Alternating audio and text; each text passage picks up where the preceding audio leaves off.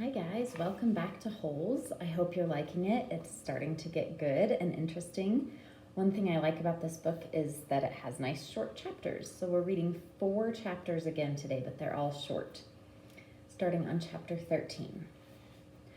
All too soon, Stanley was back out on the lake, sticking his shovel into the dirt. X-ray was right. The 3rd hole was the hardest. So was the 4th hole, and the 5th hole, and the 6th, and he dug his shovel into the dirt. After a while, he'd lost track of the day of the week and how many holes he'd dug. It all seemed like one big hole, and it would take a year and a half to dig it. He guessed he'd lost at least 5 pounds. He figured that in a year and a half, he'd be either in great physical condition or else dead. He dug his shovel into the dirt. It couldn't always be this hot, he thought. Surely it got cooler in December. Maybe then they froze. He dug his shovel into the dirt. His skin had gotten tougher. It didn't hurt so much to hold the shovel. As he drank from his canteen, he looked up at the sky. A cloud had appeared earlier in the day. It was the first cloud he could remember seeing since coming to Camp Green Lake. He and the other boys had been watching it all day, hoping it would move in front of the sun. Occasionally it got close, but it was just teasing them. His hole was waist deep. He dug his shovel into the dirt. As he dumped it out, he thought he saw something glisten as it fell onto the dirt pile. Whatever it was quickly buried. Stanley stared at the pile a moment, unsure if he'd even seen it. Even if it was something, what good would it do him? He'd promised to give anything he found to X-ray. It didn't seem worth the effort to climb out of his hole to check it out. He glanced up at the cloud, which was close enough to the sun that he had to squint to look at it. He dug his shovel back into the earth, scooped out some dirt, and lifted it over his dirt pile. But instead of dumping it there, he tossed it off to the side. His curiosity had gotten the better of him. He climbed up out of his hole and sifted his fingers through the pile. He felt something hard and metallic. He pulled it out. It was a gold tube, about as long and as wide as the second finger on his right hand. The tube was open at one end and closed at the other. He used a few drops of his precious water to clean it. There seemed to be some kind of design on the flat, closed end. He poured a few more drops of water on it and rubbed it on the inside of his pants pocket. He looked again at the design engraved into the flat bottom of the tube. He could see an outline of a heart with the letters KB etched inside it. He tried to figure out some way that he wouldn't have to give it to X-ray. He could just keep it, but that wouldn't do him any good. He wanted a day off. He looked at the large piles of dirt near where X-ray was digging. X-ray was probably almost finished for the day. Getting the rest of the day off would hardly do him much good. X-ray would first have to show the tube to Mr. Sir or Mr. Pendanski, who would then have to show it to the warden. By then, X-ray might be done anyway. Stanley wondered about trying to secretly take the tube directly to the warden. He could explain the situation to the warden, and the warden might make up an excuse for giving him the day off, so X-ray wouldn't suspect. He looked across the lake toward the cabin under the 2 oak trees. The place scared him. He'd been at Camp Green Lake almost 2 weeks, and he still hadn't seen the warden. That was just as well. If he could go his entire year and a half without seeing the warden, that would be fine with him. Besides, he didn't know if the warden would find the tube interesting. He looked at it again. It looked familiar. He thought he'd seen something like it somewhere before, but couldn't quite place it. "What you got there, caveman?" asked Zigzag. Stanley's large hand closed around the tube. "Nothing, just, It was useless. "I think I might have found something." "Another fossil?" "No, I'm not sure what it is." "Let me see," said Zigzag. Instead of showing it to Zigzag, Stanley brought it to X-ray. Zigzag followed. X-ray looked at the tube, then rubbed his dirty glasses on his dirty shirt and looked at the tube again. One by one, the other boys dropped their shovels and came to look. "It looks like an old shotgun shell," said Squid. "Yeah, that's probably what it is," said Stanley. He decided not to mention the engraved design. Maybe nobody would notice it. He doubted X-ray could see it. "No, it's too long and thin to be a shotgun shell," said Magnet. "It's probably just a piece of junk," said Stanley. "Well, I'll show it to Mom," said X-ray. "See what he thinks. Who knows? Maybe I'll get the day off." "Your hole's almost finished," said Stanley. "Yeah, so?" Stanley raised and lowered his shoulder. So, why don't you wait until tomorrow to show it to Mom? He suggested. You can pretend you found it first thing in the morning. Then you can get the whole day off, instead of just an hour or so this afternoon. X-Ray smiled. Good thinking, caveman. He dropped the tube into his large pocket on the right leg of his dirty orange pants. Stanley returned to his hole. When the water truck came, Stanley started to take his place at the end of the line, but X-Ray told him to get behind Magnet, in front of Zero. Stanley moved up one place in line. Chapter 14. That night, as Stanley lay on his scratchy and smelly cot, he tried to figure out what he could have done differently, but there was nothing he could do. For once in his unlucky life, he was in the right place at the right time, and it still didn't help him. You got it? He asked X-Ray the next morning at breakfast. X-Ray looked at him with half-opened eyes behind his dirty glasses. I don't know what you're talking about, he grumbled. You know, said Stanley. No, I don't know, X-Ray snapped. So just leave me alone, okay? I don't want to talk to you. Stanley didn't say another word. Mr. Sir marched the boys out to the lake, chewing sunflower seeds along the way and spitting out the shells. He scraped the ground with his boot heel to mark where each boy was supposed to dig. Stanley stamped down on the back of the blade of the shovel, piercing the hard, dry earth. He couldn't figure out why X-Ray snapped at him. If he wasn't going to produce the tube, why make Stanley give it to him? Was he just going to keep it? The tube was gold in color, but Stanley didn't think it was real gold. The water truck came a little after sunrise. Stanley finished his last drop of water and stepped up out of his hole. At this time of day, Stanley sometimes could see some distant hills or mountains on the other side of the lake.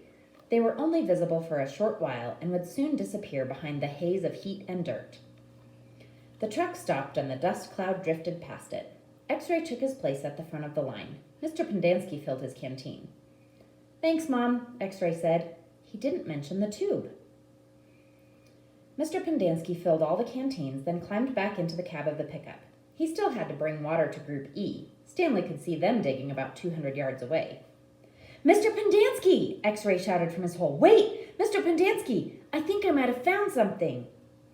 The boys all followed Mr. Pendanski as he walked over to X-Ray's hole. Stanley could see the gold tube sticking out of some dirt on the end of X-Ray's shovel. Mr. Pendanski examined it and took a long look at its flat bottom. I think the warden is going to like this. Does X-Ray get the day off? Asked Squid. Just keep digging until someone says otherwise, Mr. Pendanski said. Then he smiled. But if I were you, Rex, I wouldn't dig too hard. Stanley watched the cloud of dust move across the lake to the cabin beneath the trees. The boys in Group E were just going to have to wait. It didn't take long for the pickup to return. Mr. Pendanski stepped out of the cab. A tall woman with red hair stepped out of the passenger side. She looked even taller than she was since Stanley was down in his hole. She wore a black cowboy hat and black cowboy boots which were studded with turquoise stones. The sleeves on her shirt were rolled up and her arms were covered with freckles, as was her face. She walked right up to X-Ray. This where you found it? Yes, ma'am. Your good work will be rewarded. She turned to Mr. Pendanski. Drive X-Ray back to camp. Let him take a double shower and give him some clean clothes. But first, I want you to fill everyone's canteen. I just filled them a little while ago, said Mr. Pendanski. The warden stared hard at him. Excuse me, she said. Her voice was soft. I had just filled them when Rex... Excuse me, said the warden again. Did I ask you when you last filled them? No, but it's just... Excuse me? Mr. Pendanski stopped talking. The warden wiggled her finger for him to come to her. It's hot, and it's only going to get hotter, she said. Now, these fine boys have been working hard. Don't you think it might be possible that they might have taken a drink since you last filled their canteens? Mr. Pendanski said nothing. The warden turned to Stanley. Caveman, will you come here, please? Stanley was surprised she knew his name. He'd never seen her. Until she stepped out of the truck, he didn't even know the warden was a woman. He nervously went toward her. Mr. Pendanski and I have been having a discussion. Have you taken a drink since Mr. Pendanski last filled your canteen? Stanley didn't want to cause any trouble for Mr. Pendanski. I still got plenty left, he said. Excuse me? He stopped. Yeah, I drank some. Thank you. May I see your canteen, please? Stanley handed it to her. Her fingernails were painted dark red. She gently shook the canteen, letting the water swish inside the plastic container. Do you hear the empty spaces? She asked. Yes, said Mr. Pendanski. Then fill it, she said, and the next time I tell you to do something, I expect you to do it without questioning my authority. If it's too much trouble for you to fill a canteen, I'll give you a shovel. You can dig the hole, and Caveman can fill your canteen. She turned back to Stanley. I don't think that would be too much trouble for you, would it? No, said Stanley. So what will it be? She asked Mr. Pendanski. Do you want to fill the canteens, or do you want to dig? I'll fill the canteens, said Mr. Pendanski. Thank you. Chapter 15. Mr. Pendanski filled the canteens. The warden got a pitchfork out of the back of the pickup. She poked it through X-Ray's dirt pile to see if anything else might have been buried there as well. After you drop off X-Ray, I want you to bring back 3 wheelbarrows, she said. X-Ray got in the pickup. As the truck pulled away, he leaned out the wide window and waved. 0, said the warden. I want you to take over X-Ray's hole. She seemed to know that 0 was the fastest digger. Armpit and Squid, you will keep digging where you have been, she said, but you're each going to have a helper. Zigzag, you help Armpit, Magnet will help Squid, and Caveman, you'll work with 0. We're going to dig the dirt twice. 0 will dig it out of the hole, and Caveman will carefully shovel it into a wheelbarrow. Zigzag will do the same for Armpit, and the same with Magnet and Squid. We don't want to miss anything. If either of you find something, you'll both get the rest of the day off and a double shower. When the wheelbarrows are full, you are to dump them away from this area. We don't want any dirt piles to get in the way. The warden remained at the site for the remainder of the day, along with Mr. Pendanski and Mr. Sir, who showed up after a while. Occasionally, Mr. Sir would leave to take water to the other groups of campers, but otherwise he and the water truck stayed parked there. The warden saw to it that nobody in Group D was ever thirsty. Stanley did as he was told. He carefully looked through all the dirt dug up by 0 as he shoveled it into a wheelbarrow, though he knew he wouldn't find anything. It was easier than digging his own hole. When the wheelbarrow was full, he took it a good distance away before dumping it. The warden couldn't keep still. She kept walking around, looking over the boys' shoulders, and sticking her pitchfork through the dirt piles. You're doing fine, just fine, she told Stanley.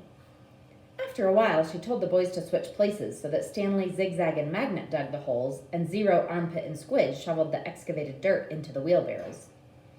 After lunch, 0 took over the digging again, and Stanley returned to the wheelbarrow. There's no hurry, said the warden several times. The main thing is to not miss anything.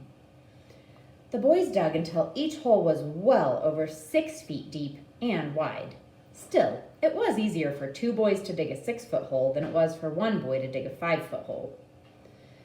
All right, that's enough for today, the warden said. I've waited this long. I can wait another day. Mr. Sir drove her back to her cabin. I wonder how she knew all our names, Stanley said as he walked back to the compound. She watches us all the time, said Zigzag. She's got hidden microphones and cameras all over the place. In the tents, the rec room, the shower. The shower? Asked Stanley. He wondered if Zigzag was just being paranoid. The cameras are tiny, said Armpit. No bigger than the toenail on your little toe. Stanley had his doubts about that. He didn't think they could make cameras that small. Microphones, maybe. He realized that was why X-Ray didn't want to talk to him about the gold tube at breakfast. X-Ray was afraid the warden might have been listening. One thing was certain. They weren't just digging to build character. They were definitely looking for something. And whatever they were looking for, they were looking in the wrong place. Stanley gazed out across the lake toward the spot where he had been digging yesterday when he found the gold tube. He dug the hole into his memory. Chapter 16. As Stanley entered the rec room, he could hear X-Ray's voice all the way from across the room. See what I'm saying? X-Ray said. Am I right or am I right? The other bodies in the room were little more than bags of flesh and bones, dumped across broken chairs and couches. X-Ray was full of life, laughing and waving his arms around as he talked. "Yo, caveman, my man," he called out. Stanley made his way across the room. "Hey, slide on over, Squid," said X-Ray. "Make room for the caveman." Stanley crashed on the couch. He had looked for a hidden camera in the shower. He hadn't seen anything, and he hoped the warden hadn't either. "What's the matter?" asked X-Ray. "You guys tired or something?" He laughed. "Hey, keep it down, will you?" groaned Zigzag. "I'm trying to watch TV." Stanley glanced uncertainly at Zigzag, who was staring very intently at the busted television screen. The warden greeted the boys at breakfast the next morning and went with them to the holes. 4 dug in the holes and 3 tended to the wheelbarrows. "Glad you're here, X-Ray," she said to him. "We need your sharp eyes." Stanley spent more time pushing the wheelbarrow than digging because he was such a slow digger. He carted away the excess dirt and dumped it into previously dug holes. He was careful not to dump any of it in the hole where the gold tube was actually found. He could still see the tube in his mind. It seemed so familiar, but he just couldn't place it. He thought that it might have been the lid to a fancy gold pen. KB could have been the initials of a famous author. The only famous authors he could think of were Charles Dickens, William Shakespeare, and Mark Twain. Besides, it didn't really look like the top of a pen. By lunchtime, the warden was beginning to lose her patience. She made them eat quickly so they could get back to work. "If you can't get them to work any faster," she told Mr. Sir, "then you're going to have to climb down there and dig with them." After that, everyone worked faster, especially when Mr. Sir was watching them.